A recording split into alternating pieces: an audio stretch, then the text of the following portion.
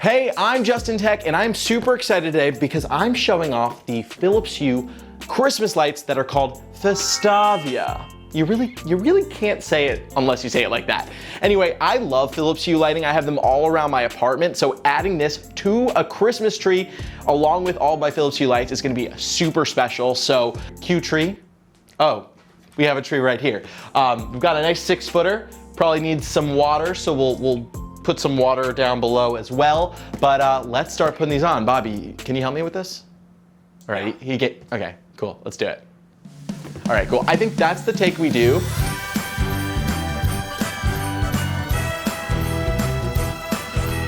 The Festavia string lights came out just last month, adding to Philips Hue's already large catalog of smart home lighting. They come in one length, 65 feet, with 250 LED lights that connect together using a similar cable to Hue's outdoor fixtures. But to be clear, these lights are not waterproof, which is a bit of a bummer. This one set was more than long enough to fit my 6-foot tree. I bet that you can even put this on a tree that's another foot or two taller. When you're hanging these, you have to start from the bottom and go to the top, and make sure that when you reach the top, you don't have too much left over, because if you do and you try to put them around the tree lower, it will mess with the gradient feature, which I'm gonna show you in a bit. It is time for the moment of truth. It is time to plug these in. Festavia Leviosa! Yes! Oh my God! That's so fun and colorful. Oh my God, I love it so much. This is so exciting. I can't wait to test it out. We're gonna put ornaments over this, and I need a star, but I don't have a star. But what I do have is a wine bottle, so let's use that. Ta-da! It looks really good. I actually love the lights in the bottle like that. The Hue lights connect to the Hue app either over Bluetooth or to the Hue bridge. I personally use the Hue bridge because I'm able to add all of my lights to that, customize it and get a lot of other features, and I can control my Hue lights outside of the home.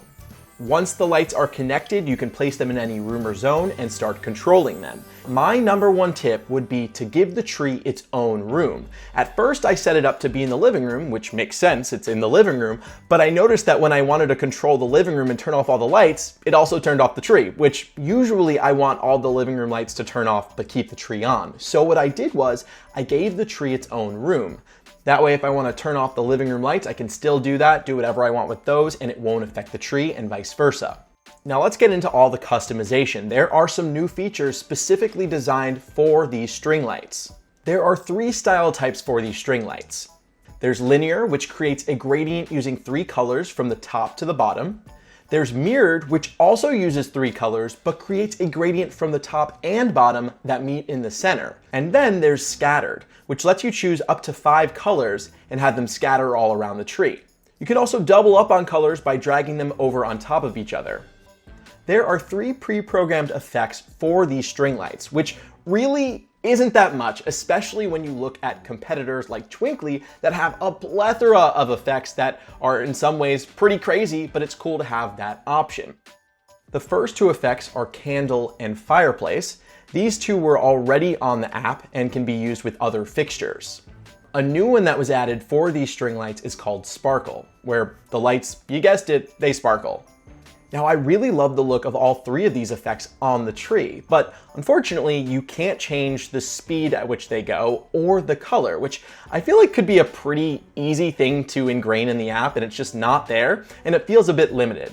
Overall, I really think that Hue needs to be bringing more effects to their app for these string lights and their gradient fixtures, which, by the way, I am coming out with another Best of Hue video. Stay tuned for that. I'll be showing off a bunch of the gradient fixtures, and it's gonna be awesome.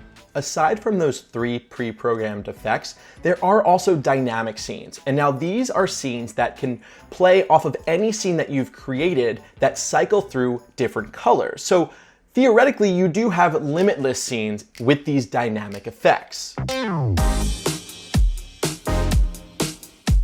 And just like all Philips Hue fixtures, these string lights are smart. They work with all the main voice assistants, Google, Amazon, and Siri. So you can do something like this. Set the tree to green. Pretty basic, but still very cool. Even cooler though, I found a way to activate the dynamic scenes from Philips Hue that you create using your voice if you have an iPhone. you can create a Siri shortcut to activate a dynamic scene by saying something like this: start festive. And it's going to start my red and green dynamic scene. There you go.